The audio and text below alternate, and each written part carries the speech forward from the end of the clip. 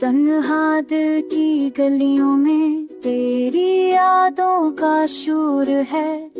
हर खामोश लम्हे में बस तेरा ही दूर है। आँखों में सपने तेरे, नींदों से बातें करते हैं। चाँद भी शर्मा जाता है जब हम तेरा नाम लेते हैं। ये इश्क कोई खेल नहीं जो पल में जीता हारा जाए।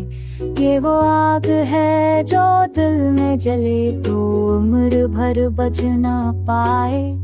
तू साथ हो तो हर मौसम गुलाबों जैसा लगता है। तू दूर हो तो ये दिल भी हैरान सा रहता है।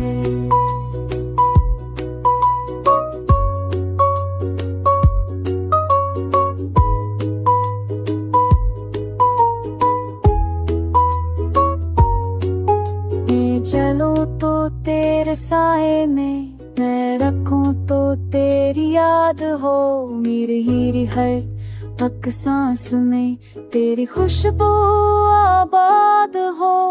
तो हिंस दे तो दर्द में, तो छप हो तो दिल घबरा जाए। तेरी एक झलक पाने को ये दिल सब कुछ भला जाए। ये रिश्ता लफ्ज़ों का नहीं, ये एहसासों की दूर है। जितना मैं खुद को जानूं उतना ही तो जरूरी है। किस्मत से नहीं मांगा तुझे, दिल की जिद से पाया है। ये इश्क भी सबसे ज़्यादा सच्चाया है। अगर चाहो तो